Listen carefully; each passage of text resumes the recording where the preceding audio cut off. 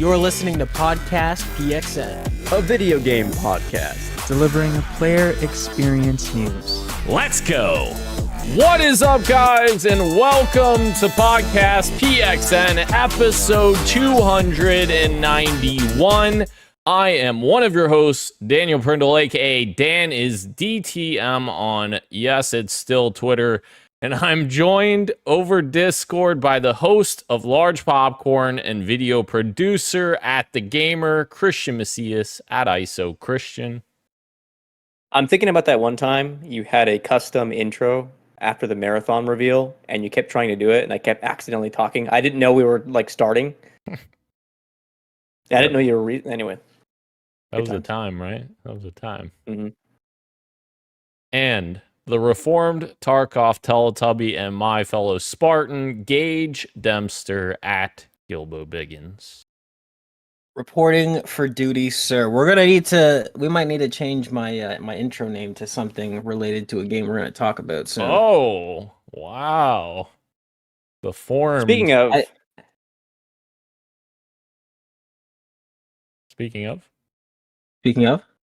Speaking of a game we're going to talk about, I was going to pull up the OST just for me to listen to. I've had this one video that I was using while I work.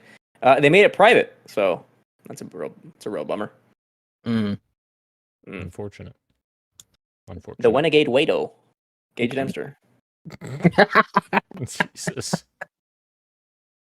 And we want to thank everyone watching us live and participating in the chat. Just as a reminder, we are live each and every Wednesday at 8 p.m. Eastern Time on youtube.com/@podcastpxn and twitch.tv/podcastpxn as well.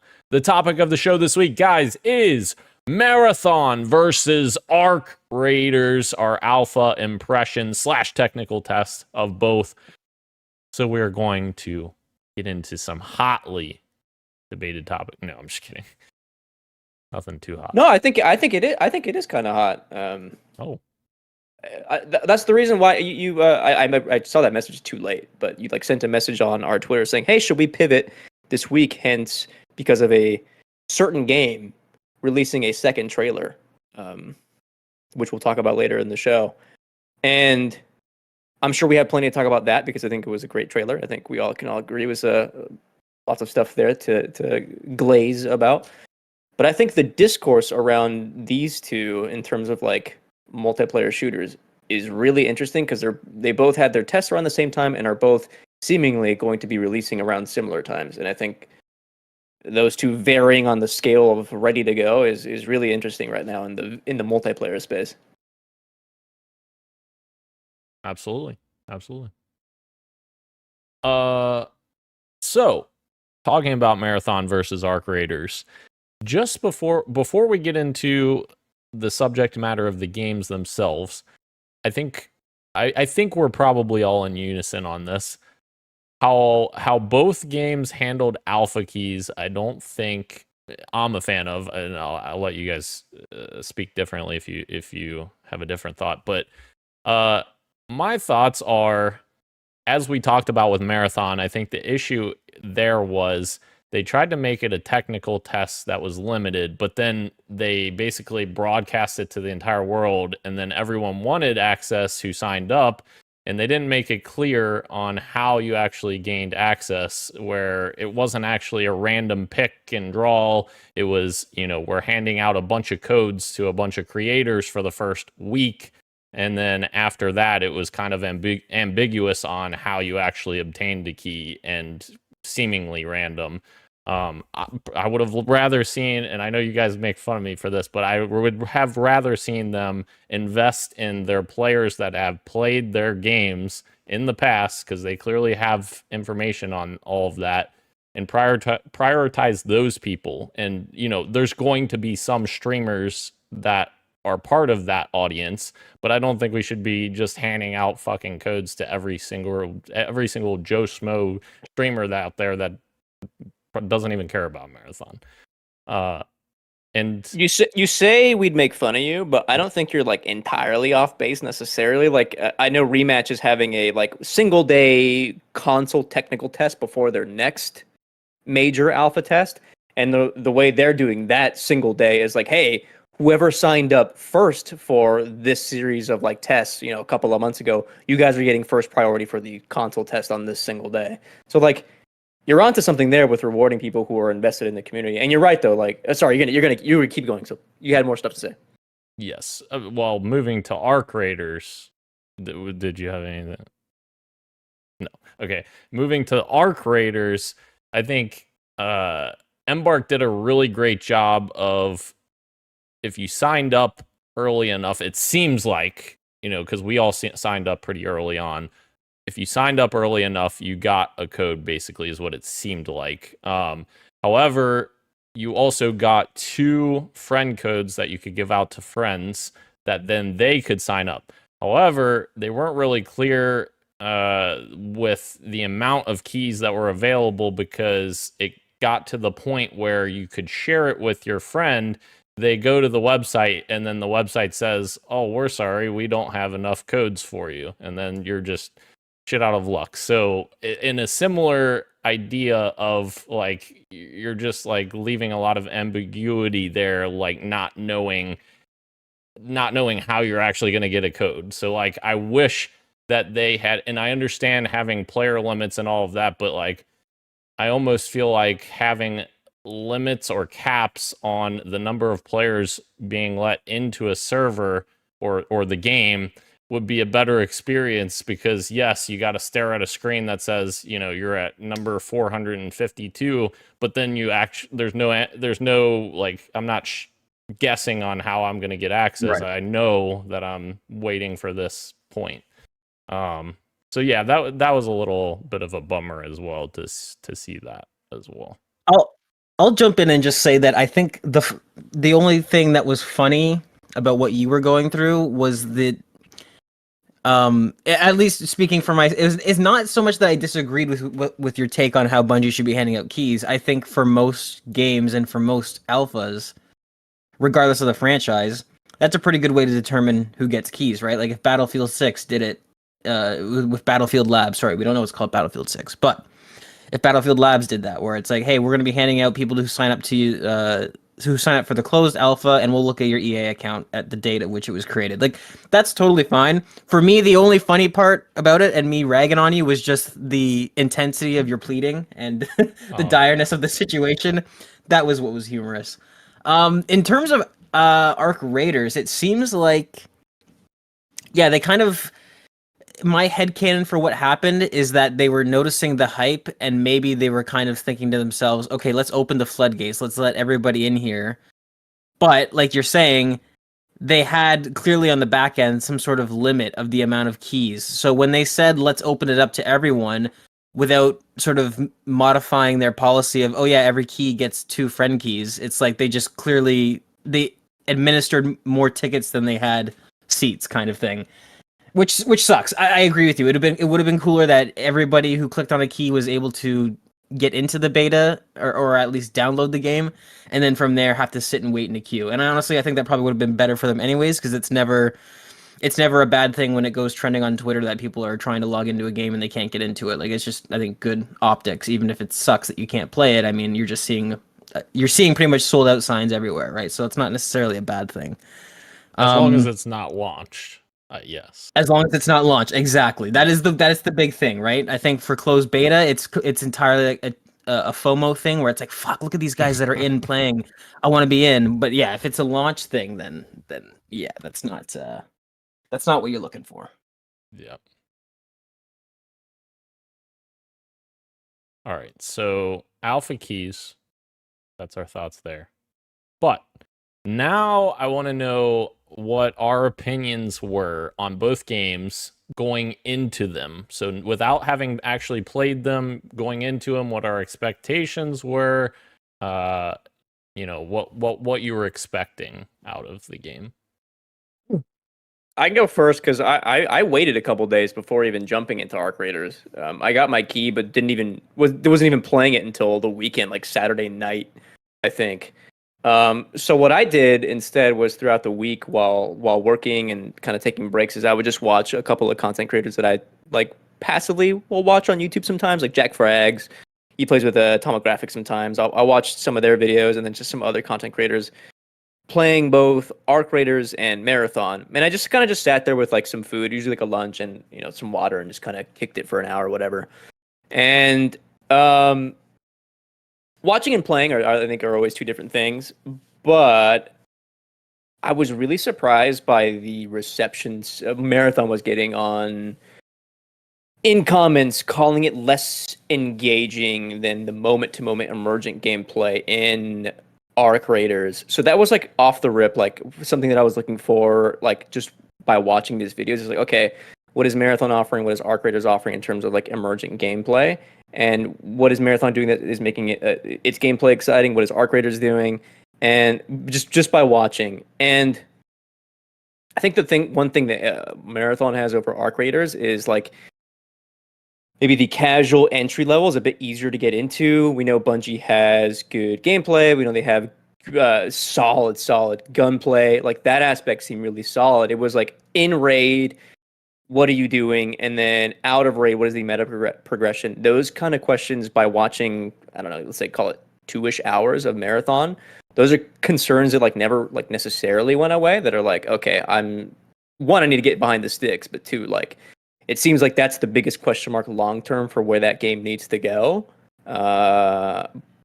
pre-release. Whereas Arc Raiders seemed like it was in a spot where it was like much more defined and a bit more concrete as like what you're going to get in between rounds and like in rounds, that just has the leg up over Marathon. And this Arc Raiders just, not having a release date yet, just has it off the jump. So that's where I was before even getting on the sticks for Arc Raiders. I'll jump in next. Going into this, I would say I did not have high hopes for Arc Raiders. Mainly for the reason that we had heard about it so long ago, and anytime a game has a public restructuring, it just kind of sets off alarm bells, I think. So when the game was first announced, obviously it was some sort of PvE open world survival shooter type situation, and with raids, and it seemed like it was kind of going the Destiny route, somewhere in between a Destiny versus like a open world. I don't know. It was just some sort of PvE focused game that caught my attention, and then when they announced that they were switching to a extraction shooter, PvP extraction shooter, for some reason in my mind I just thought, well, there goes that. They don't know what they're doing with this game. They're having troubles with it. This is probably a wash. Which is ironic when we start talking about how we actually feel with these games. And then Bungie Marathon was the game that I was kind of really hoping would be their big swing, because much like Dan, I have a lot of nostalgia for the old Bungie, and I'm always rooting for them to stick around and to have another success on their hands. I mean, Destiny has probably been a net positive for them. But it hasn't really struck a chord with me, and I'm kind of looking for an excuse to get back into that good old classic Bungie feel, where they balance really, really solid gameplay with in-depth lore and world building. That's personally what I love from Bungie games. So going into that, I was really, really excited about Marathon. And then I guess we'll wait and see. Talk about how we felt about it. Yeah. Very similar to you, Gage.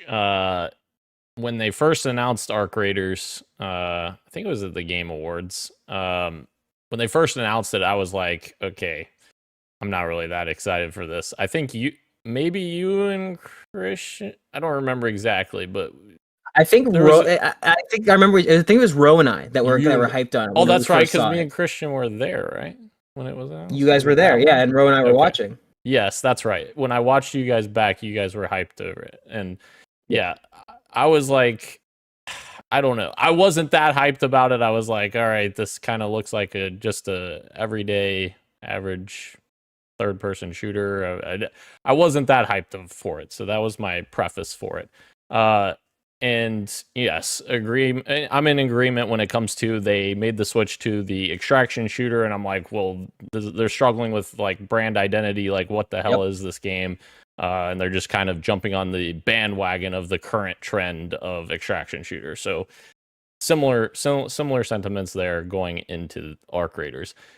Going into Marathon, of course, we've talked about it before. I talked about it 2 weeks ago when we were doing our Marathon episode, and I've been infinitely excited for Marathon for a long time, not even before it was even announced, because of that franchise meaning so much to Bungie as a company.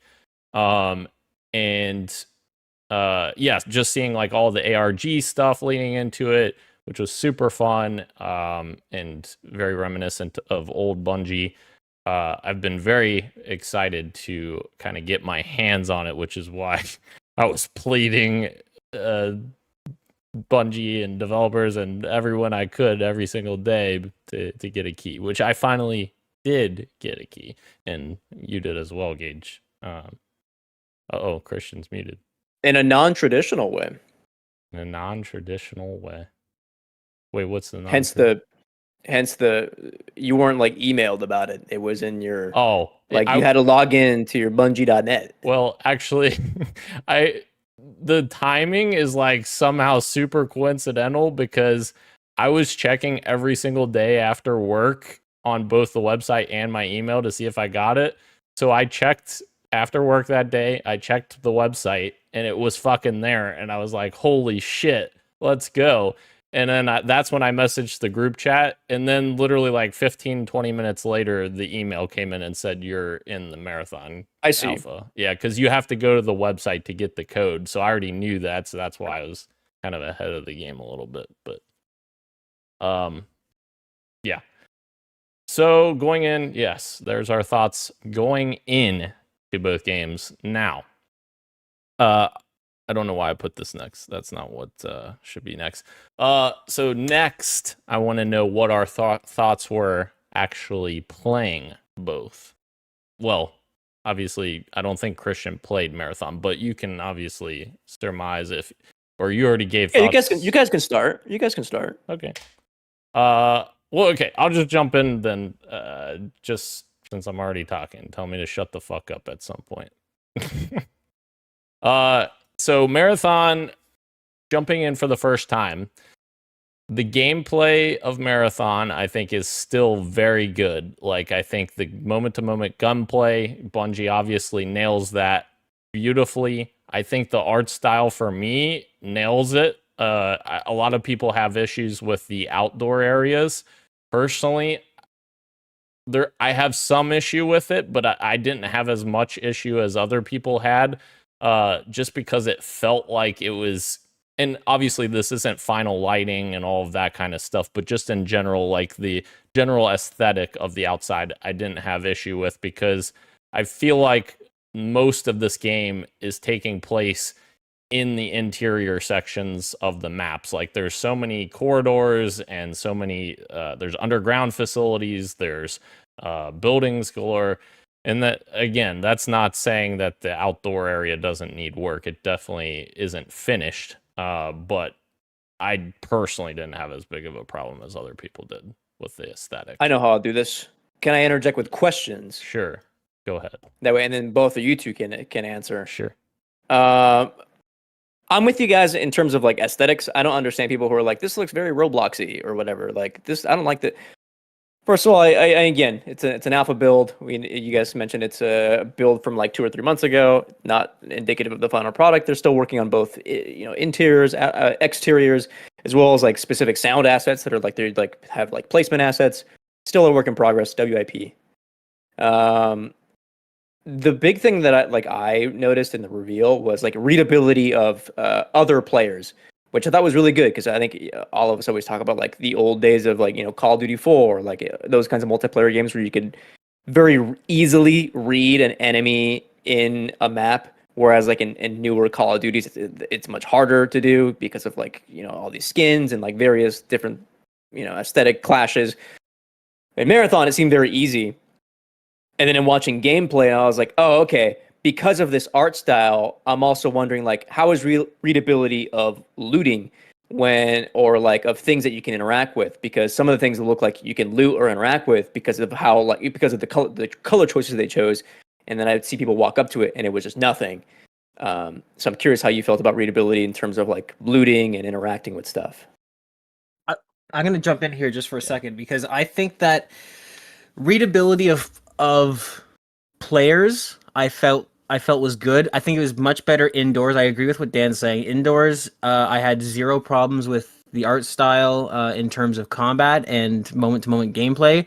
I did think that outside felt a little bit gray and kind of washy at some points, depending on the map you were playing. And I don't know if there was dynamic time of day, but it felt like maybe it's just the different maps. But it I, it varied a lot outside. What I will say about the art style is that um, for me, it was almost impossible to tell what type of enemy I was fighting in terms of enemy players. So like in games that have other hero, we'll say hero based, even though I would argue this is more like a class based, but I mean the visuals are tied to the class. Like in Battlefield 4, or even if you want to go newer with a game like Overwatch, that's probably an extreme example though. Like you can kind of silhouette and read characters and know who you're fighting against. The one problem in this game I found, I don't know if you're supposed to or not, but I almost had no idea which runner I was fighting against unless it got to the point where we were point blank and sort of fighting. So that's something that I don't know if they want you to know who you're fighting against and what skill set you need to use or what abilities to expect, or if they want it to kind of be a bit more like your classic extraction shooter and kind of like, they don't really want to spoon feed you information. I don't know. It's tough to tell because making it so that each character has a unique silhouette makes me think at least in terms of my gameplay brain, that they want silhouetting, they want readability on who you're fighting, but at the same time, the art style I found made it really hard for me to know who I was fighting in terms of like what runner I was coming up against. I don't know if you felt the same way, Dan. Yeah, there were definitely times that I felt that, yes, for sure. And I think they're gonna probably struggle if they're wanting readability of what character you're facing off against. Then I think that's something they're probably gonna struggle with, because especially with them adding new skins and all kinds of stuff that you're gonna be able to customize your runner, which we haven't seen any of that yet, but they've pretty much said that it's in there, and obviously they're gonna get their microtransactions. So I think that's going to make things even more complicated, because you're going to have many different variations, because many times I could tell certain runners from one another, like the runner where you use cloak and go invisible, like she's pretty pronounced because she has like a hood on her and a little bit like thinner profile. But like I'm just thinking to myself, like if that aesthetic is only positioned for that specific skin, the default skin, then that's not really going to help with readability when people start buying fucking $20 skins galore. But in terms of the looting, I personally I didn't have any issue with like looting, like having readability when it comes to looting, because when you get within a certain distance of the loot that's actually able to be looted, it highlights it for you. And that's actually one thing that I think can be challenging a little bit in Arc Raiders, is readability of looting, because sometimes you do see the little pop-up that comes up, but sometimes you could miss it because it isn't like in your face. And I don't necessarily have an opinion one way or the other. I think that it works in both cases, because in Arc Raiders case, they're going for something more grounded and realism and realism focused. And like, I don't know if having like something highlighted or something would take you out of that, experience. That is the pro and con of UE5, where it looks absolutely stunning, but also, hyper realism, and it gets a little tough. Like, an enemy's behind a rock, like 100 meters out in some shade. Can I see that? But they can see me because I'm in broad daylight. So it can be pretty tough. Yep. And I think this is why we end up with the whole yellow paint situation, which now that we're talking about it, I noticed that Arc Raiders, even though there's a lot of platforming that can be done around the maps. I'm just now realizing that they kind of opted out of that. This to me is one of the first few games that has a really good photorealistic graphics, but doesn't have the ledges that you can grab. Like there's a lot of places in the map that it looks like they wanted you to platform there, but now thinking back to it, there was no real indication that they wanted you to do it. There was no yellow paint or ropes hanging off the edge of a roof that I can remember. Yeah. I will say the one thing that bothered me about Marathon's looting, and this is an inherent problem with any loot-based game, but we're going to say specifically extraction shooters and the sci-fi genre being so far sci-fi, is that I really struggled even towards the end of the alpha with knowing what I should be taking and what I shouldn't be taking. And this is what benefits Arc Raiders being more, even though it takes place, I don't know the lore, but it seems to be some 50, 100 years in the future. Okay, well, it doesn't really matter. It's an alpha. You put up the game that tells you 2180, but all right. 2180. Okay, so yeah, about 150 years in the future. It's still relatively, and Tarkov benefits from this too, where it's like if I open up a container and I see, a roll of duct tape and a pack of screws and an AK-47, I can immediately tell which one of those three things is going to be the most valuable, and I can also get a pretty good idea of, okay, well, I'll probably need the duct tape for crafting, and I'll probably need the screws for crafting as well. Whereas in Marathon, everything was gobbledygook.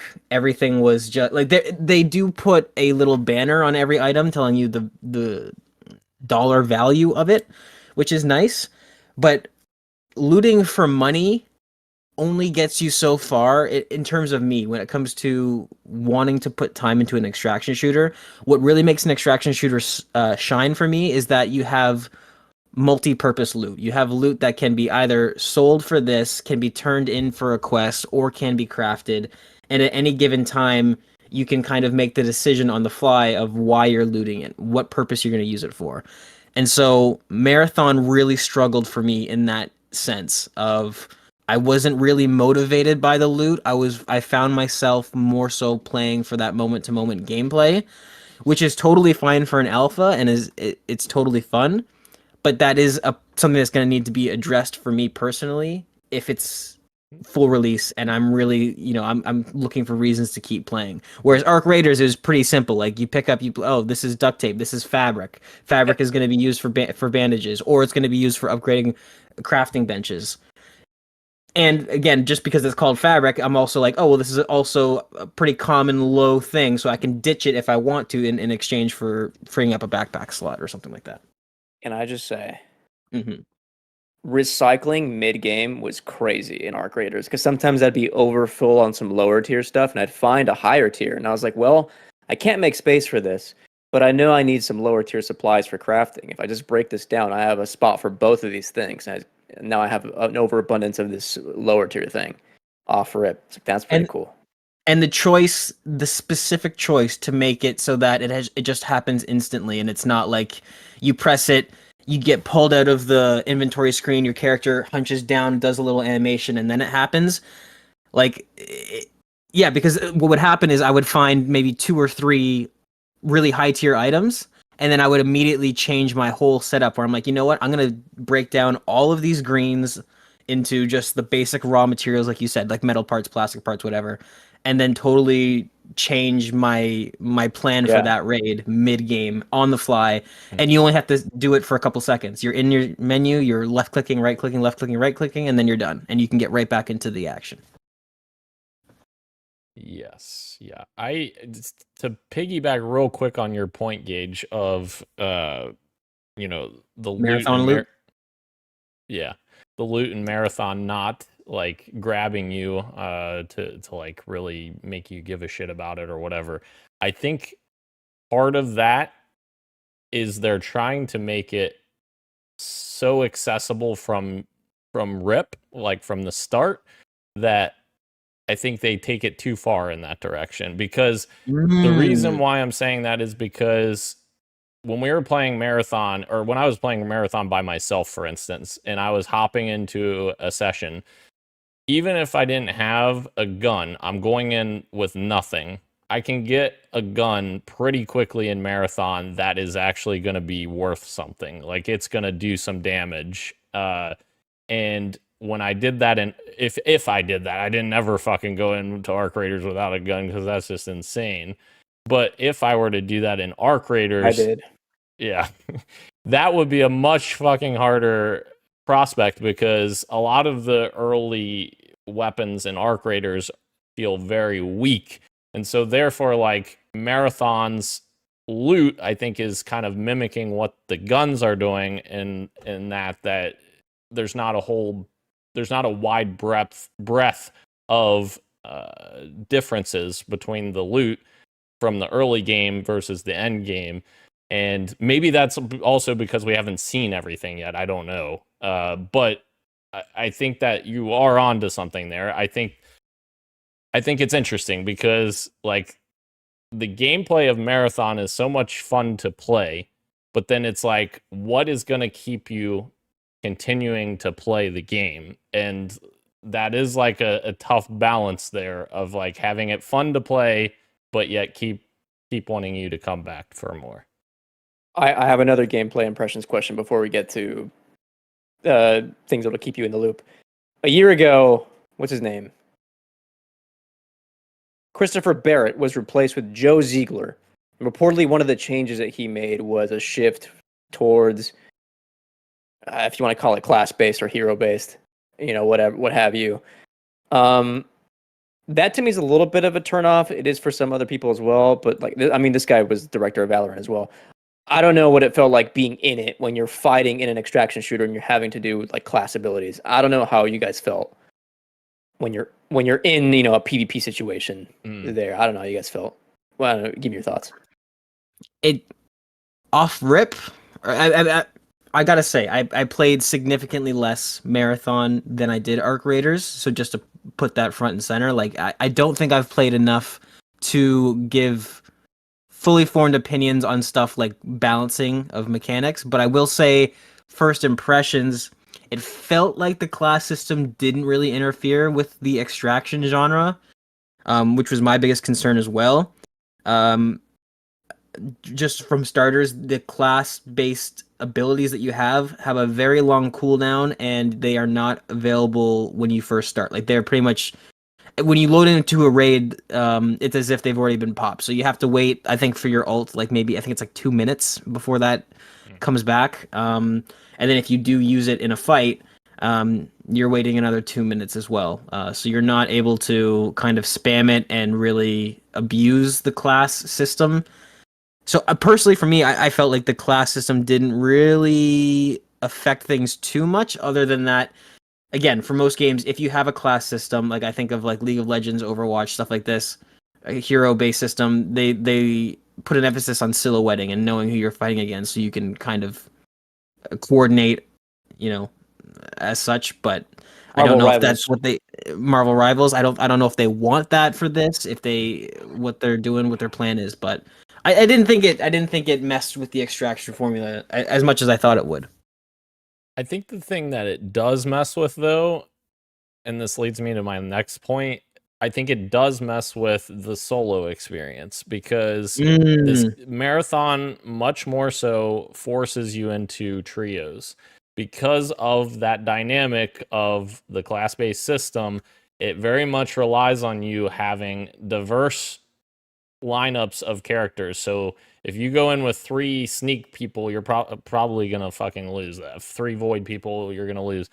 Like, you want to have a diverse lineup in Marathon to be successful, and that is something that they're going to struggle with the most, I think, because the problem is, you go in for one, you go in solo right now, and they don't have a solos only mode anyways. So you're playing, if you want to play solos, you're playing against teams of 3. It's matching you against teams of 3, unless there's other solos that get mixed in there. And for me, I think that there's going to have to be a fundamental change to the game in order to make solos work, or at least for a solos mode. And my idea would be to convert and this may even be what Marathon originally was supposed to be before it was changed to a class-based system, make all of the abilities into pickups or equipment pickups that you pick up in loot, and then solo, if you go in solo, you can go into that mode and you can scavenge for whatever, equipment or upgrades that you can find in the world, because then much more even playing field at that point, right? Because everyone's trying to get these things, or even make it, you could even make that a mode for trios and as well, and like say, hey, if you want to play without the class-based system. I just don't know if they're going to do that, because then it confuses the identity of the game, I feel like, because then you're taking it in two different directions. Hey, Zero Build has been the most popular mode in Fortnite for years. That's true. That's a good point. So yeah.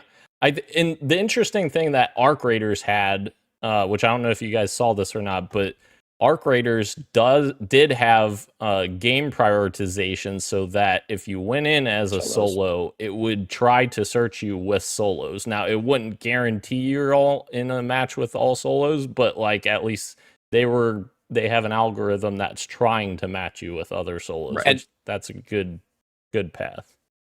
When I was playing solo to meet the criteria for this guy's code, I got paired up with a lot of I didn't get paired up, sorry.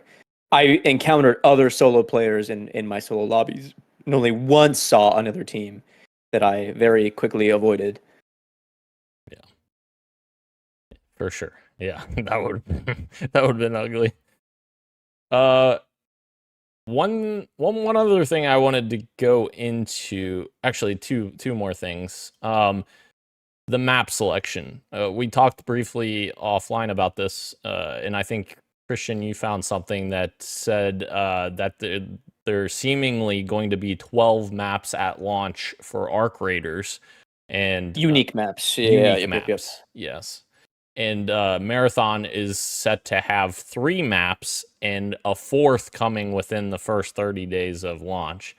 And that brings another question mark into, is Marathon going to have enough there at launch to keep people coming back for more with only having 4 maps? And objectively, the Marathon maps are smaller than Arc Raiders maps. Now, not all of them, because Arc Raiders does have that smaller map, but the 2 bigger maps absolutely are bigger than Marathon's maps.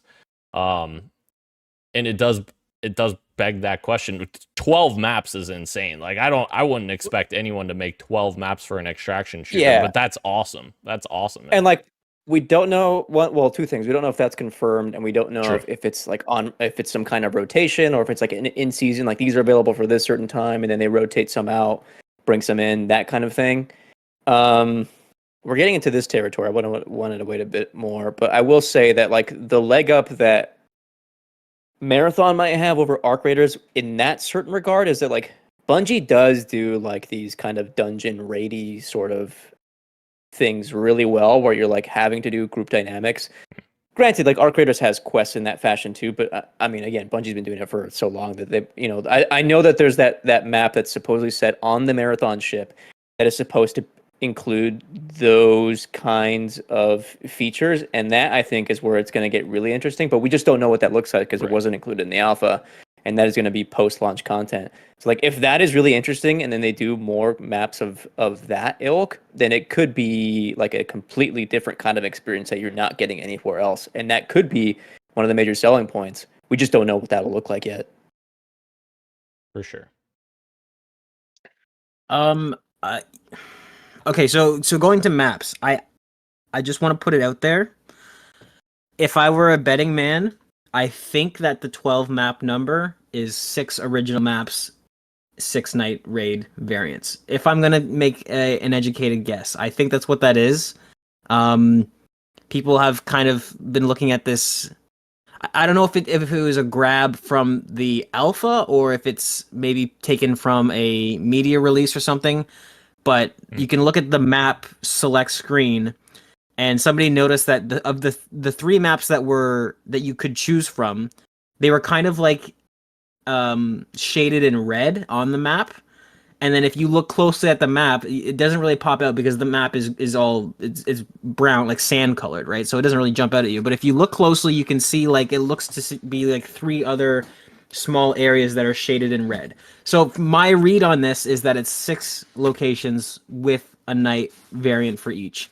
Either way, because of how much fun I had with the 3 maps that we played and the decent amount of variety between the 3 of them. Yeah. I think 6 is more than enough. I think 12 would be crazy and would be kind of like, I think would be noteworthy in terms of game launches of having content, and would probably solidify Embark as like really putting a step forward in terms of the AA indie-ish space. But I think 6 maps is still more than enough for a launch. Go ahead. You guys are gonna hate me for this comment, but that game should absolutely have a $70 price point if there's 12 maps. Like, hey, the value's there. Let's cap that off at the end of this conversation because I think that's an interesting point. I am really worried about I'm really worried about Marathon in terms of its the art style is very unique and I do like it. But even right now sitting here, I can't think of the specific maps. Like they all kind of blur together to me, and I think they're gonna have that problem unless they have some sort of drastic biome differences upcoming. And to your point of them saying that it's gonna launch with 3, but don't worry, we have a 4th one coming within 30 days. Why not just hold off and launch with 4? It seems like seems like they are rushing to try and get this thing out the door. You know what I mean? Like we have a new content drop coming 14 days after launch. Well, then what? Like I don't understand. Unless that 4th map is that ship map that requires higher tier loot and requires you to like have a fundamental understanding of the game Right. to then prepare for point. a more difficult raid. That's true. Very good point. Right. Uh, in which case, I don't know. Double-edged Why not sword. say that? Do you advertise that as just another map then, or would you not be forthcoming and say like, oh, I would describe that as a gameplay feature of like, hey, we're launching with 3 maps, and once players hit a certain criteria, level, loot, XYZ, there is a 4th. You know, and it doesn't seem like just another map to me at that point. That would be like a gameplay mechanic. But either way, yeah, that's a fair point. Personally, I did think that Perimeter and Dire Marsh were very different maps because, like, Dire Marsh plays very slow because of all the fog that's on the map. Like, there's a lot of, like, intent in where you're moving on that map, whereas Perimeter, I think, is a lot more wide open and, you know, jumping around and shit. But yeah, absolutely there needs to be some more variety in terms of, like, colors and such, because I think part of why you're saying they look so similar, Gage, is because the outdoor environments were so similar. It felt like the outdoor scenes were very similar. I agree with that, besides the fog. But you're going to hate me for this. Would I bring it up now? No, maybe I wait. All right. I'll wait. The last thing that I wanted to just touch on is enemy variety. So I think both in their own ways struggle a little bit with enemy variety. I think Arc Raiders has a lot of different robots, which is great. But at a certain point, I feel like that's going to get old because what I spent most of my time doing is looking to the sky for a drone or looking to the ground for a fucking spider bot. And like, that was great for a while, but like I'm hoping that their other maps have other enemies, which I think they may have other enemies as well, because the more we played as well, we started to experience more enemy variety as well, like that smaller crawly. I know it's another crawly robot, but that smaller one that's like a lot faster and more agile, that thing scared the shit out of me. But so I hope they have more that they just haven't shown us yet on that. I kind of like the variety so far. Just from like a basic level that we played, because like I mean I was able to identify like a snitch that was like far out there who would like just all it does is just point out enemy players, so I could see like if there's someone nearby, versus like if I'm finding someone in one of those like Hornets comes at me, I'm like really annoyed because like that thing has armor on the front and I have to shoot its back fans, and like I'm trying to focus on an enemy and not this thing right now. To me, the variety that I would like to see is like more. I feel like there's a lot of basic robots and a lot of robots that I want to avoid on the higher end. I would like a bit more mid-tier section robots where like, they have the Rocketeer and like maybe that's about it. Everything else seems like high, like that Bastion and then the Queen and the other like Spider, like those are all like what I would consider like the hard robots that like I'm avoiding. Rocketeer I'm avoiding as well, but like that is, if I encounter it, we can work together to take it out. I would like a bit more in that area. I think the Rocketeer, I would argue, is marginally easier than the Bastion. I mean, we didn't even really try as a team to take on the Bastion, and I think this is what Dan brought up. One of his gripes with the game is the weapon availability and relative effectiveness of said weapons that are available to you. Mm-hmm. But I don't know. I haven't decided yet if I fully agree with that, because I have been thinking. I'm going to check the doc and make sure that this isn't coming up. No, it's not. We don't have it in here. But there's a talk that we've had off air, and it happens a lot, where it's like making a game for streamers versus making a game for real people that have a limited amount of time to play. I think if the balance stays kind of similar to what it is now, where it's like we don't really have as much powerful weapons as we'd like to, I think that's going to lend favorability to playing the game long term. It's going to feel more rewarding to when you do get to the point where you have a stash where, like, let's say it's 2 months after launch and the three of us really, really dig this game. We're playing it regularly. We are going to get to a point where we boot up and we open up our vault and we have 10 pink shields, 10 pink augments, 8 purple weapons. Like, that will happen eventually, right? And I think depending on what kind of thing they're going for, this might be intentional. They might want your first 3-4 weeks of the game. You're not going after Rocketeers every raid. You're slowly building to that point. And I think it's interesting. I don't think it's right one way or the other. Like, I see obviously why streamers want things to be fast paced so they can get on and do things and play it quick. But at the same time, like, it's a choice you have to make with this genre. Do you want it to be like Tarkov, where when you log in and you see your stash full of things, it took you, a month to get there, and you feel this awesome sense of reward where I don't get that in any other game, right? But then at the same time, if you want it to be accessible and casual, then that's going to rub people off. So I don't know. It's interesting, but we didn't really do a lot of hunting down arcs, but I don't think that's because it wasn't achievable. I think it's just because within the short time frame, that wasn't realistic for us. Can I jump in? I think you're spot on, dude. Because when I played solo, I was going in for supply runs just to get prepped for when we would play. But because it was an alpha, we're kind of more like willy-nilly, like let's just go or whatever. Right. And I realized, well, yeah, what if we, launch comes around, we spend like the first day, like, hey, let's go on a few supply runs. Let's get our benches upgraded first. And then we start worrying about more PvP stuff. Then it's like, okay, now I'm setting myself up long-term. Like I have my bench upgrade so I can then make my 3-round burst off rip pretty much any time. Yeah, I think it's the investment when we first start that like is going to matter most. You're probably onto something there. Yeah, I think generally I agree with you guys. I think for me personally, it's just slightly too far on the other side of the fence where it's very punishing in the early goings right now. I don't know. It's a tricky. I'm with you though. It's a tricky balance to make, and the other thing I would say is it also depend on what the wipe looks like. Like, when does the wipes happen? Does it happen after a month? Does it happen? Because that's going to very much factor in. I would think so. Seasonal wipes. Yeah. Okay. Seasonal. Okay, they are. And that was my other concern. And they haven't said how long the seasons are. I don't think. Neither Marathon or Arc Raiders has. It'll be really interesting to see, because when it comes to other extraction shooters, the only other one I can think of that's very successful, obviously, is Tarkov, that has wipes, which they do 6 months, right? It's like 6 months on average. They don't have a set schedule.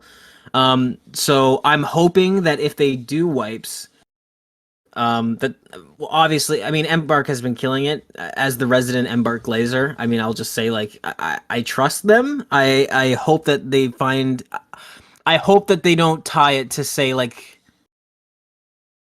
the average season length for a non extraction shooter. Like I hope they don't think like, okay, we need to do what Call of Duty does and we'll do, 2-month wipes. I think that's when you're gonna see burnout. Right. I'm the only reason I'm talking about this is because I didn't even know that they were doing wipes, and that was one of my concerns coming out of the beta. I was like, this feels really good, progression feels solid, but fuck, if there's no wipe system, like people are gonna max this game out and then be done with it. So that's exciting to hear. I hope that they have that fine tuned. I just looked it up, and I don't think it's clear unless Christian. Is there something? I think it right now people are unclear if it has wipes or not. This is exclusively what I've heard from like people, just like streamers and like YouTubers talk about it. So I can't cite anything specific. Okay. Okay. There's people on Reddit saying that they don't know whether it's going to have wipes or not. So that may not be confirmed yet. But it is confirmed for Marathon that there is seasonal wipes with Marathon. Okay. I would guess they do in some capacity. I would think so. Minus Yeah. minus the skill tree. Yeah, I mean, even then, right? Like, well, I felt from what we played and the amount of skill points available to invest, I felt like it wasn't too fast. It felt like, okay, especially if it's the exponential, rate that you have to unlock things.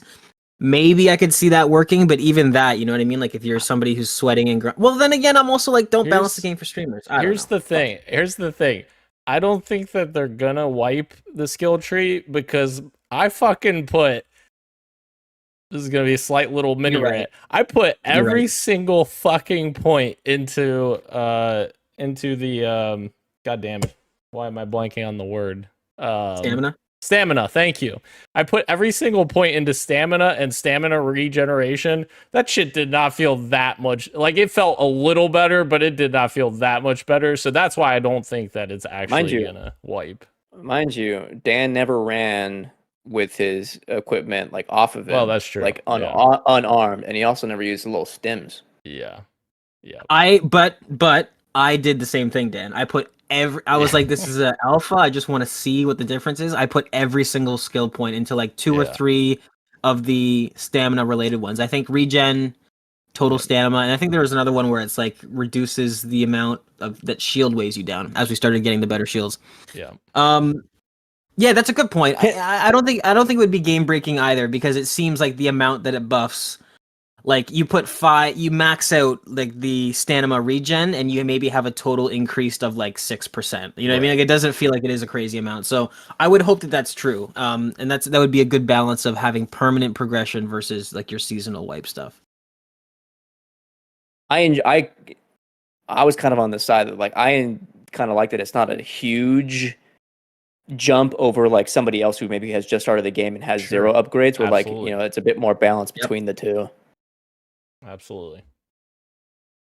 But Dan is on something. Maybe you could tweak it a little bit. Give me like that extra 5%. I don't know. Or no, I'm cool with it. I was just going on a mini rant about it. I think it's a good idea. That's why you don't want it to be wiped, because of how balanced it is. Yes, exactly. I see. Wiped. Yeah. But yeah. To circle back real quick, enemy variety and marathon.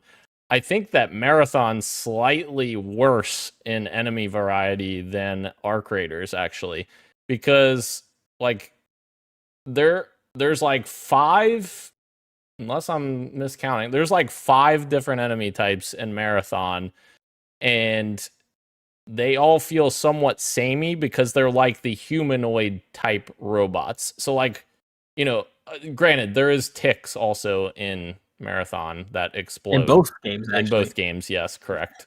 But outside of the tick, like, you're fighting mainly humanoid robots, so it's like the exact opposite problem. Like, could we maybe get some of those like humanoid robots in arc raiders and get some of the variety that arc raiders has in marathon? Like, I just think there's a better and I don't like the humanoid in arc raiders.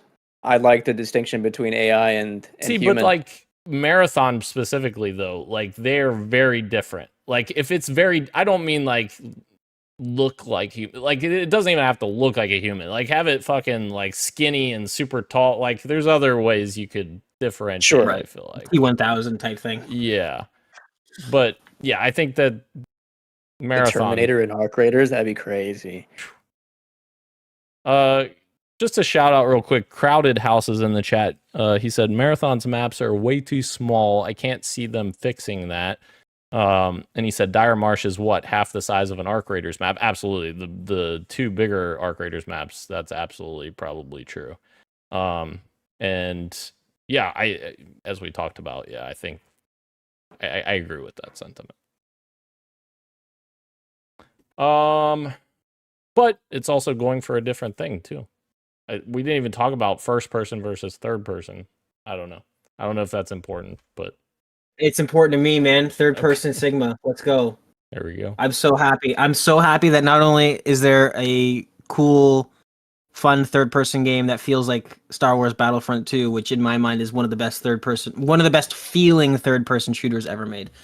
Not only does this game feel like that game, but the fact that it's kind of in the mainstream and getting hyped, I love it. I mean, I've already seen on Twitter, unfortunately, the brain rot of this game needs a first-person mode if it wants to survive. And I'm like, everything's fucking Or first-person. disagree. Yeah. Yeah, everything's fucking first-person. It's fine. And it, you know what? It does affect the vibe. It affect like when I'm walking and you two are ahead of me and I'm trailing and the sun's peeking in through the trees and it feels cinematic and it feels good.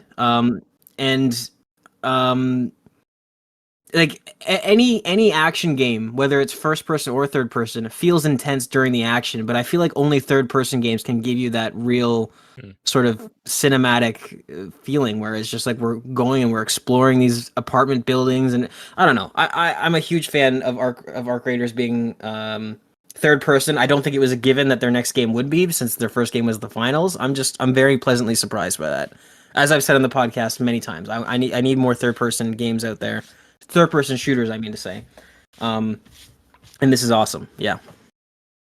It's cool because it's like this is a very deliberate design choice that they went with to like demarcate themselves within the genre, and I think it's paying off, to be honest. Despite people saying that you need to be first person to be competitive.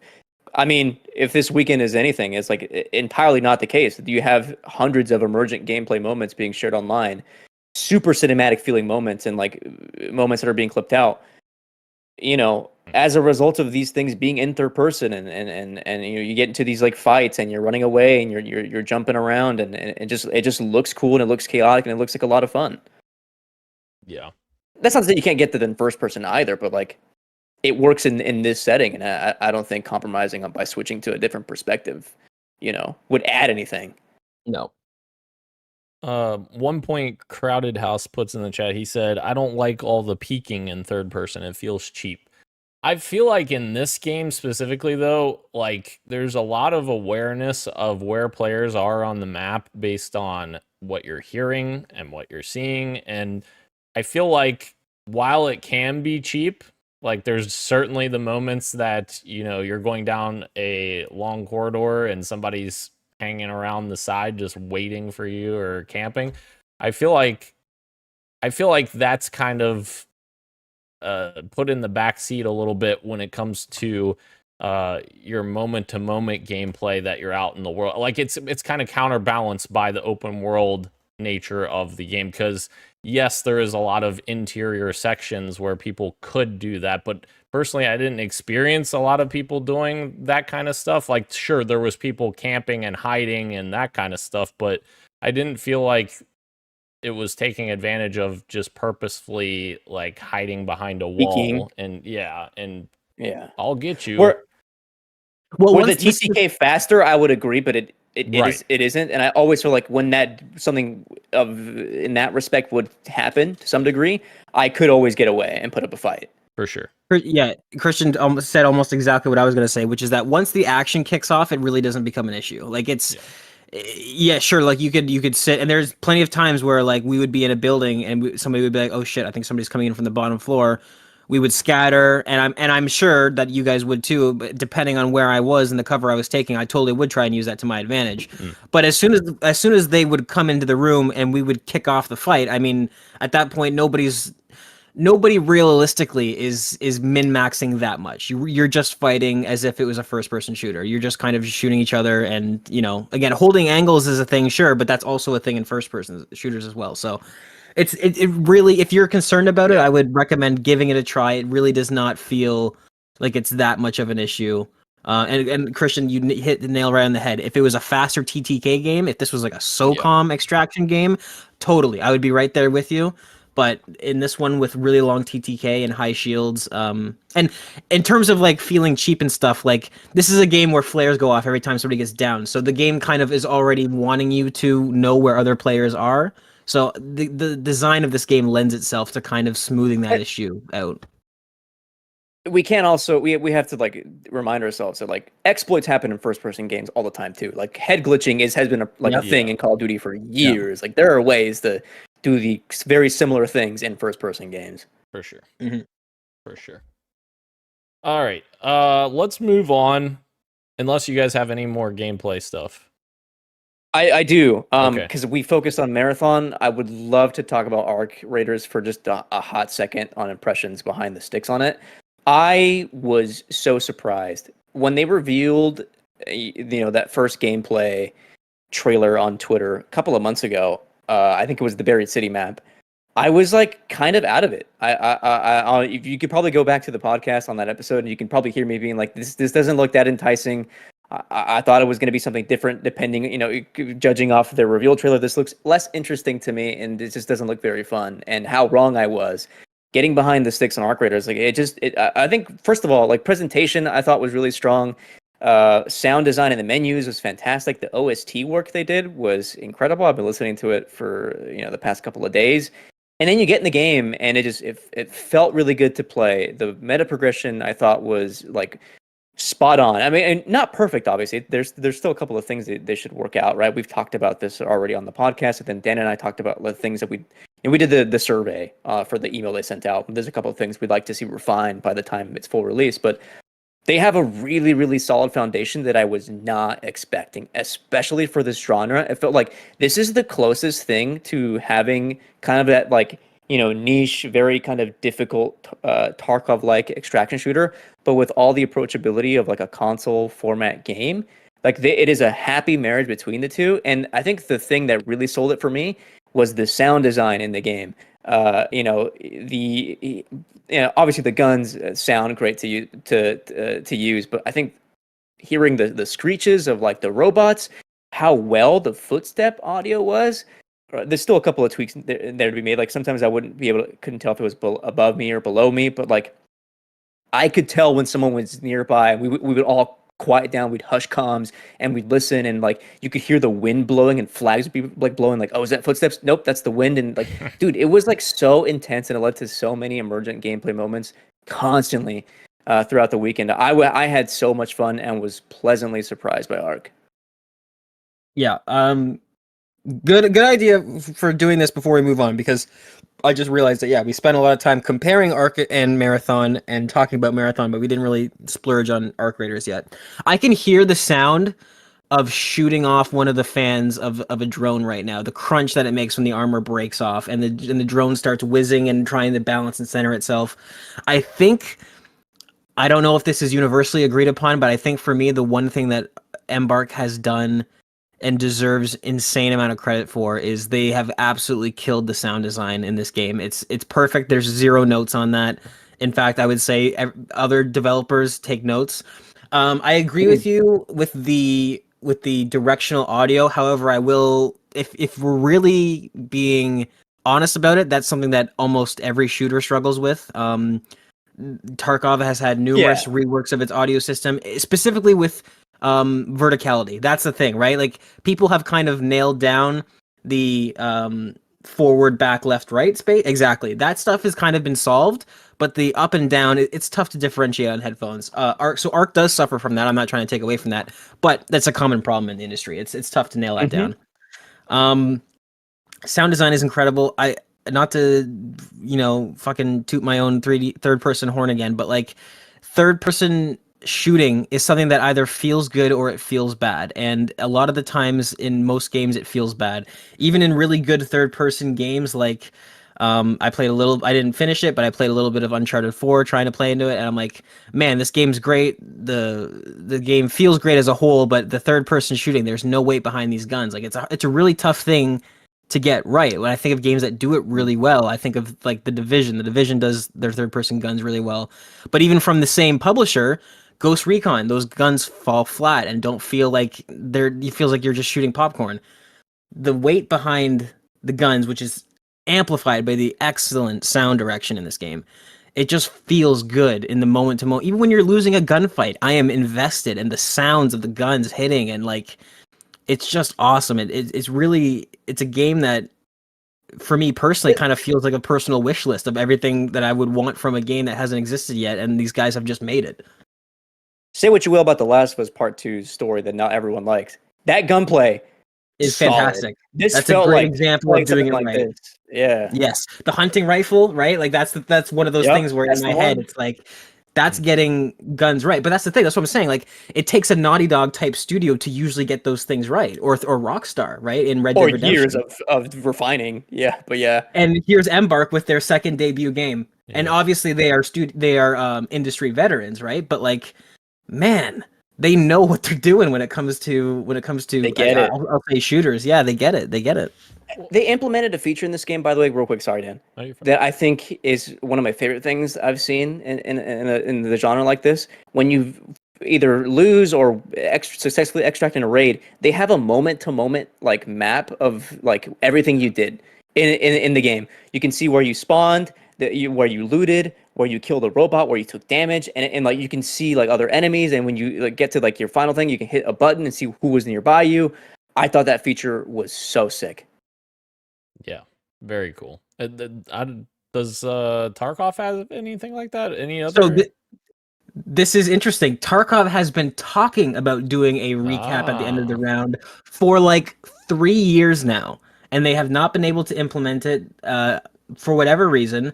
So I can't say that maybe these guys came up with it on their own. Maybe they did look at Tarkov and hear that idea. Maybe it wasn't an original thought, but the fact that it is implemented so seamlessly and so smoothly, right? Where you can just follow, it looks like, an Indiana Jones transition where you see the little line of where you went and all the little icons along the way. Yeah, so this is a first for the Extraction. They did it first. Embark did it first. They beat the competition with this. And just to circle back to the gameplay, how it feels and such real quick. As I talked about for a long time, I was concerned about playing this game on controller because obviously I'm a controller guy. I'm not a huge PC mouse and keyboard guy. But playing this game, it feels fantastic, which is such a stark difference than playing the finals on console on controller, which does not feel great. And that's what I was concerned about going into this game. But this game feels fantastic on controller, and that's credit to them for doing a great job there. All right. So now moving on. We're about to wrap this up, but I want to know, which one do we think is going to be more successful between the two versus which one we are more excited for? And the answer may be the same. But also, like, what does the effect that has on the pricing, on the release timing? Because I think it all kind of comes together, I think, in terms of release date, pricing, and success. Oh, Gage wants to go first. Oh, I want to go first. I want to just get this out. I think this is an incredibly. I don't think this is an easy answer, and there's a couple of curveballs that I want to throw. This is why I want to go first, because I just want to just throw this out and let you guys bounce off of it. There are so many curveballs here because, in terms of long-term success, the edge goes to Bungie, I think, because of the resources they have at their disposal to, if this game launches, and but this is so I'm already fucking on a tangent. The game could come out, Marathon could come out, and it could bomb, and we live in crazy times. Sony could rip up the deal, they're gone, they're out on their own. It could be catastrophic. But because it's also Bungie and Sony, the game could come out, it could flop, and they have the resources, if they really convince Sony that this is what they want to do, that they could totally revitalize the game in a year or two. With Arc Raiders, I think the consensus right now is that this game is going to be a banger, but there's always the chance that something could happen similar to the finals, where this might be hotly contested here. I think that what the finals does for the competitive shooter, I think, is very similar to what Arc Raiders is doing for extraction shooters. I really love the finals. I think that it is incredibly unique and it uses its gameplay systems incredibly well. I don't think there's much of a quality difference in terms of game design between the two. I hear what you guys are saying with controller and how it feels. I play on mouse and keyboard, so I don't. To me, it's a flawless experience when I play it. So if you can think about the finals, if it felt great on controller, how you would feel about that game, right? Like, but with that being said, the finals has struggled to keep a wide audience. So like, which one's going to be more successful? I feel like it could go either way. I don't know if you guys have any thoughts on like all the different variables that are in play right now. I mean, that's the worry, right? And it's just entirely judging off Embark's history. It's like the finals struggled, like it was hot off release and then kind of petered out, and then has had its audience, but like never really grew a larger fan base beyond that.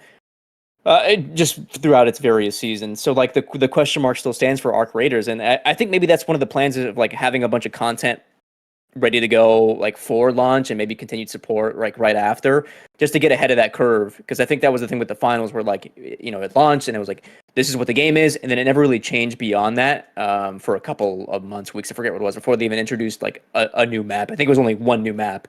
It took a while for things to kind of change. So I think that's where they're getting ahead of it. Oh, damn, this is gonna be my segue. This is gonna be my segue for something I said as a joke over the weekend.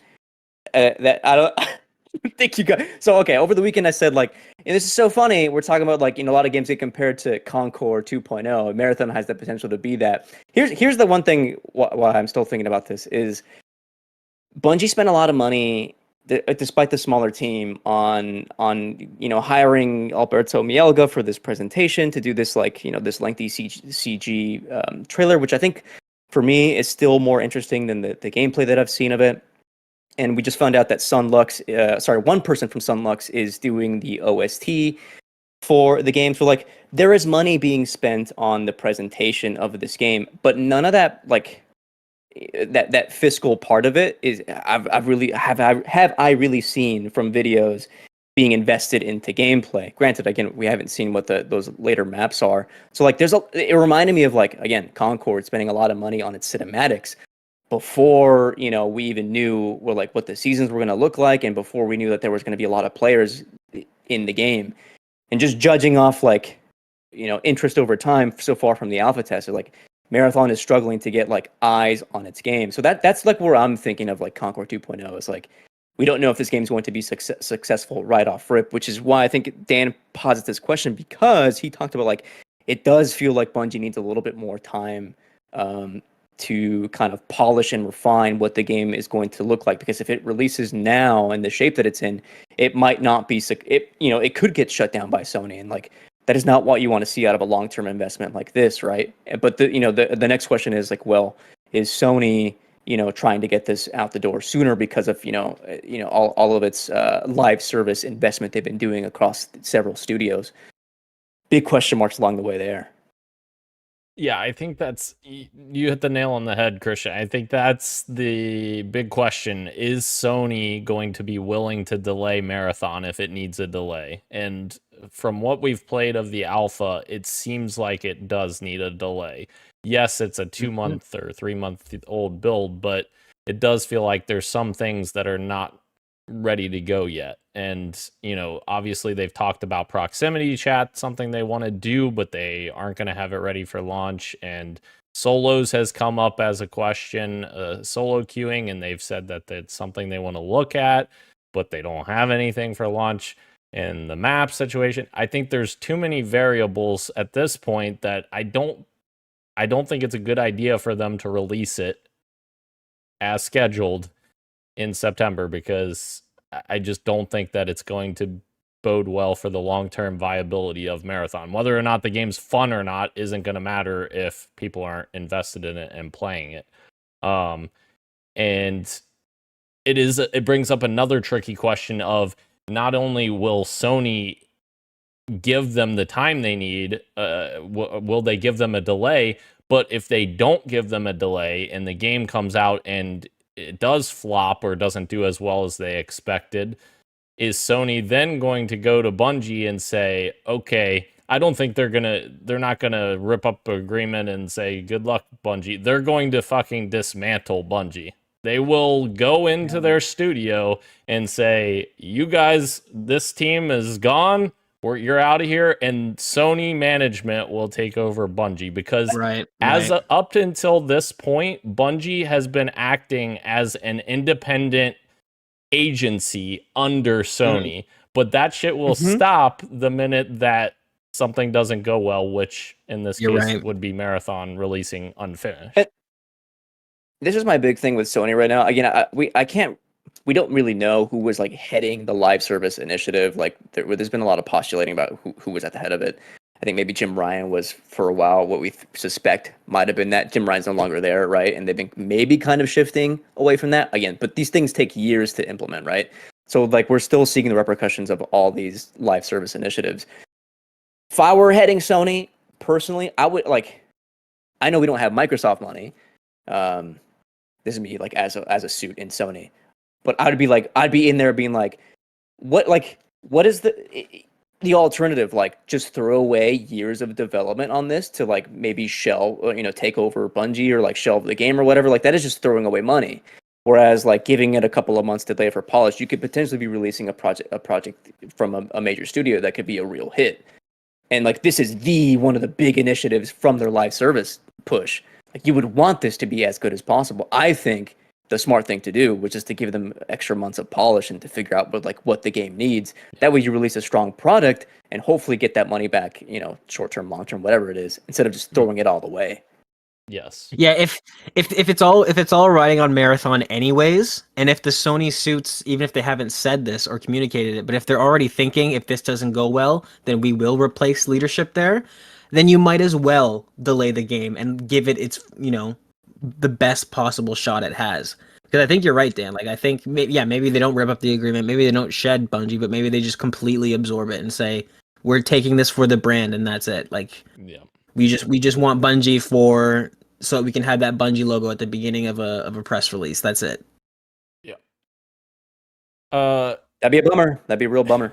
And in contrast, Arc Raiders, they had a question on the survey. Christian, you pointed out, I believe, that how close to ready is this game? And I think Arc Raiders is pretty damn close to being ready. It feels like this game could release in a couple months, and it would be totally reasonable.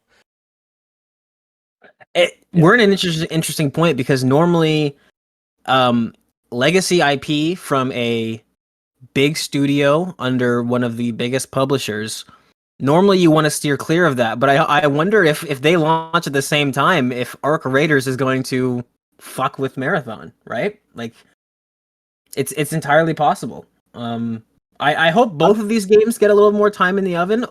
I think Marathon desperately needs it, and I think Arc Raiders could just benefit from it in terms of just do one final look over all of your systems, take in all of the feedback, and just don't. My worry would be that they stealth drop this at the Game Awards. I think I don't know. It might be great for them, but at the same time, I'm kind of like, man, you guys have really something special on your hands.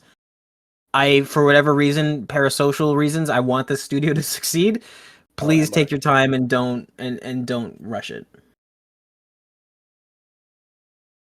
It's true. Crowded asked, do we think they're going to delay Marathon? I think we all agreed that they should delay it. I don't know if we know whether they will or not. Especially when like all the features that people are like in the community are asking for, the response is, we're working on that, but it's not ready to go for launch. Yeah. Then no harm in pushing back a little bit and getting those ready to go at launch for highly requested features in a game that not requires them, but like is better with them. Yep. And we talked a tiny bit about pricing already, but just to reiterate my position real quick on pricing, I think Arc Raiders has a ton of value there at $40. Like, I think that might be slightly cheap, but I'm not going to tell them that. And Marathon, I think in contrast is looking a little expensive at $40 at the current moment, like from what we know. So we'll see. Yeah. We'll see. Mm-hmm. All right. Anything else before we move to the next? Yes. Okay. It was a great weekend of gaming, is all I'll say. It was. It was a We keep very saying- good weekend. Yeah. There's been a lot of exciting alphas this year. Specifically, Ultimate Sheep Raccoon. I'm kidding. We did not like that very much. I'm talking especially Rematch and Arc Raiders was a lot of fun. Yep. Looking to many more weekends laughing with the boys. Absolutely. All right. So that is our topic of the show. We have another massive story for the news Second of topic the of week. the show. For the news of the week. Yeah, I mean, fuck. But I'm gonna try and just go over all the pieces that we got. I'm not gonna go over every single thing that I thought I was gonna go over because we're of time.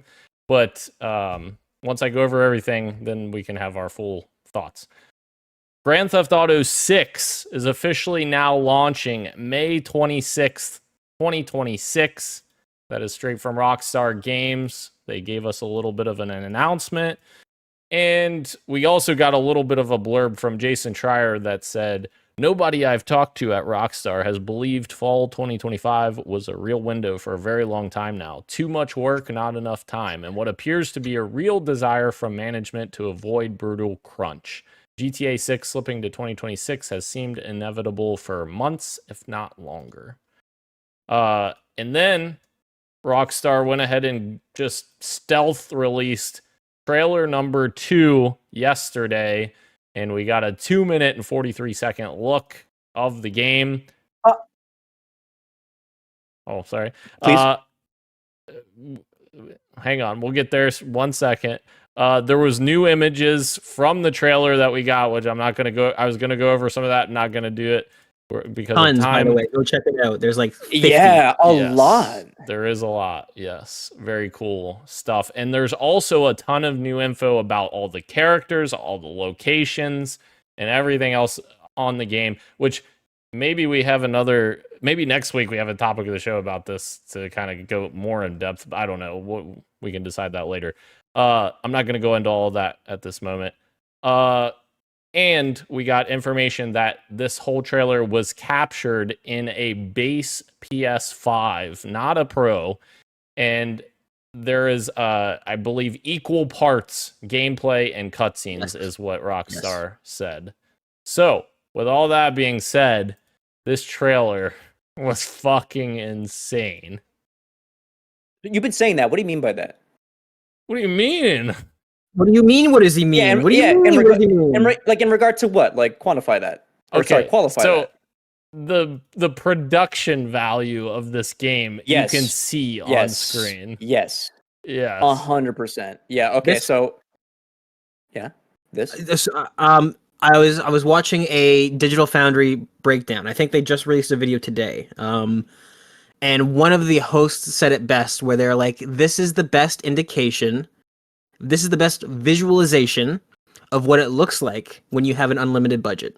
This is the type of thing that a studio can do when you have and I think this is probably close to true, a blank check from your publisher. That's true. I think Rockstar is maybe the only studio in the world that can have an equal back and forth with their publisher about anything. Yeah. I think when it comes to delays, when it comes to budget, I think Rockstar walks in and tells Strauss Zelnick, "This is what we need," and he says, "Okay." And this is what you get. This is the product of that. Now, obviously, in a utopia, every studio would work like that, and some studios would flop and fail. But a lot of studios that we like would probably do even better than they're doing now. This looks incredible. I think. It's funny, Christian. You say qualify that, and I know why you're saying it. But at the same time, this is kind of a trailer where it's like it's tough to do that because it's so. To me, when I was watching it, it was so clearly half gameplay. I said this before with GTA 5 that when that game was first released, people were saying this is cutscenes, but there were moments in that trailer that when you later played the game, you're like, oh no, this is happening. These are set pieces that are happening in game. You're controlling your character. And there was one in this when I realized that that's what's happening again. Is there's a quick shot of, I think it's Lucia jumping from a Harley Davidson into the back of a truck, and I'm like, this reminds me of the exact clip that I'm thinking of from the GTA 5 trailer. I think somebody's on a boat that's being towed on a freeway, and they jump from the boat to the car, or something like that. So the fact that this is truly in gameplay, and the fact that Rockstar has not, in my memory, had a controversy where a game comes out and it looks less than the trailers. The fact that what we are seeing is representative of moment-to-moment in-engine rendering. This is incredible. This is moving the entire industry forward. We don't have a lot of time. This is why I'm stuttering and struggling right now, is I'm trying to prioritize what to talk about because we're running out of time. But I've seen so many small details in this trailer where I'm like, I could talk about this trailer for like an hour and a half. There's so many incredible things. So I think lighting and I think textures are the big things that jump out. I'll just say that. Lighting, textures, and you know what? And the jiggle physics. When you break down the jiggle physics, no. You think I'm doing this for a bit. But when you break it down and you realize that these are all ones and zeros that are being coded, and it looks not overly done, it looks somewhat realistic. It's kind of remarkable. You talk about those physics, the fucking boat sitting in the water, and it has like the perfect bounce to the water, buoyancy to it, right? Insane, dude. But yeah, I think we need to have a topic of the show next week about this. But yeah, Christian, go ahead. Okay, well, if I can jump in with impressions, absolutely. First of all, the thing for me that I want to jump in with Gage too is lighting was fantastic, but like the assets, okay, how do I say this? You know, when you play Red Dead 2, and it's like, I can't believe I'm playing a game right now. This looks way too good, and this is a base PS4 game. You get the same vibe immediately from this. Like, I cannot believe that the textures in this game look the way they do. They look insanely real. But for me, it was like the lighting. Having lighting go through arm hair, depending on like the position of it, and like it like looks realistic, was crazy. But if you scroll through Rockstar's website they have for GTA 6, I am like astounded by the hair physics. Just seeing the way it moves off the shoulders of these various characters looks absolutely stunning. But honestly, what my favorite thing about this trailer wasn't any of the graphical fidelity. It was the tone piece for the first 45 seconds of just like, let's put you into the shoes of Jason Duval for just a hot sec and give you the vibes of Miami now, removed from the 80s. What is that like? And it was like, dude, I immediately went from like being like casually interested in what the next GTA 6 was, because I knew I was gonna play it, but like, it's another GTA game. I'm not as into it as I am Red Dead. GTA 5 story was not as interesting to me as GTA 4. It's just it's just the thing. It's been so long since GTA 5 that I'm just like, it comes when it comes. Immediately I was like, oh no, I'm kind of ready to be immersed into a Rockstar story again. And then Lucia jumps in, it's like, yeah, and then I'm immediately sold on their chemistry, and like I'm ready for the Bonnie and Clyde story and all the turns that's gonna take. I'm like, no, yeah, I'm all the way back in for GTA 6. And yeah, I was just floored by those first 45 seconds. Yeah, I agree with everything you guys said, and the fact that we're going back to Vice City, and that's only like one little portion of the map, is just awesome. I love Vice City. That's my favorite GTA, and yeah, super excited about all this. We've got a lot that we can still talk about next week. We do. I'm gonna throw something out here. It's gonna sound like it's way too specific and maybe belongs next week, but I'll just throw it out because it's something quickly that we can touch on. I noticed in one of their, so when you go to the website, you can look at all these pictures that they sent. They have like breakdowns of categories. There's like, there's a bunch of characters you can read on, and then there's like, I think 6 different like regions in this game that you can kind of look through. Mm-hmm. One of them is called Mount Kalaga or something like that, and it's like the mountainous wilderness. And I noticed that in the description of that, it says this is located along the northern border. Are we ready as gamers to bring back invisible walls? I think I would prefer that over every single state of this America somehow being an island. I think that I like the idea. I think we're there in terms of maturity of knowing, oh, I can't go over there. I think it would be really cool. Again, this is stupid. This is so specific. I think it'd be really cool if we open up this game and like it's not an island again, and that there is sort of like this mountain range that is, because Red Dead 2 kind of did that, right? With the snowy Alps. It was like, here's a clear border of where you can go and where you can't go. I think that would be really cool rather than this whole thing just being another island, because every state we've been to in every GTA happened. This is the United like Islands of America. Like, it doesn't make any sense. I think that would be cool, and that would probably show. I think that would help with like the scale of this game.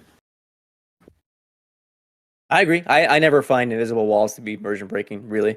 Unless it's like this like a hyper linear thing where I'm like, okay, I should be able to walk down there in this moment, but I can't, whatever. But like I can't walk down that city block for some reason. To this scale, like open world like this, I never care. Like, oh, okay, I can't go over there.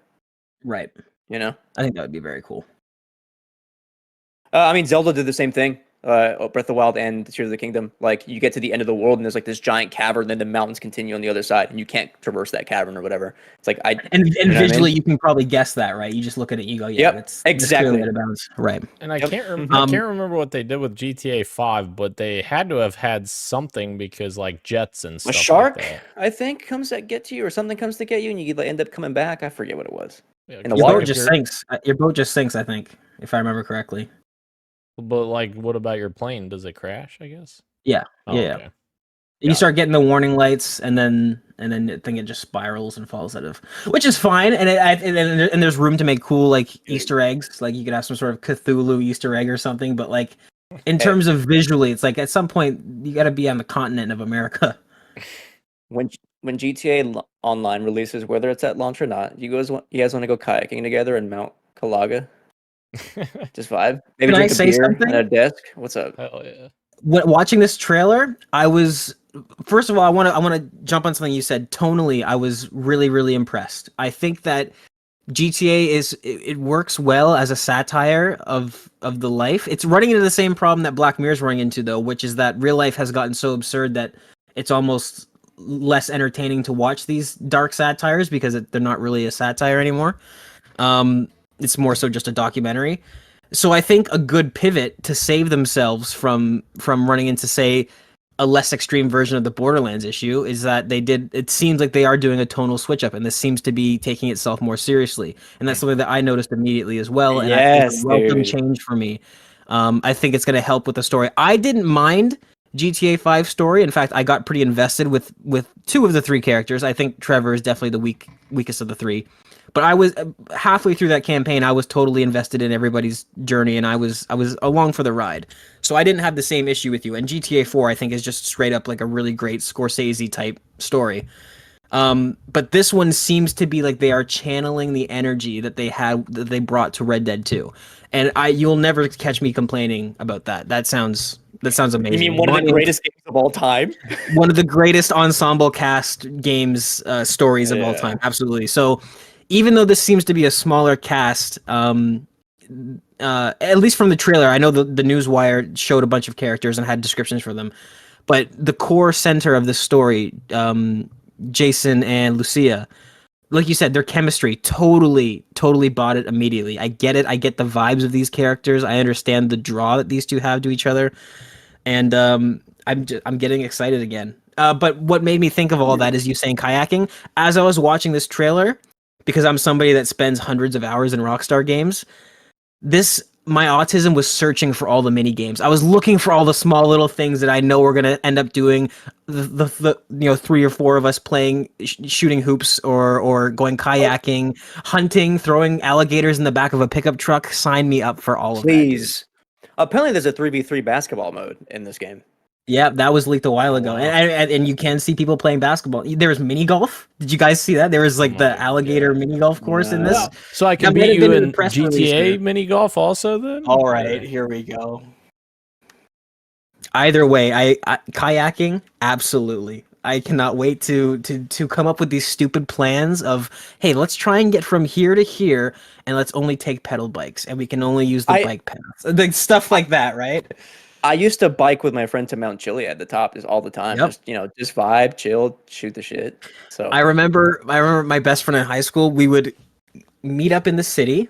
We High would get school. changed in. We would get changed into beach attire. We would get into one of my realistic-looking cars, and we'd be like, "Let's follow the traffic laws all the way out to our vacation spot, and then have a beach day GTA Online."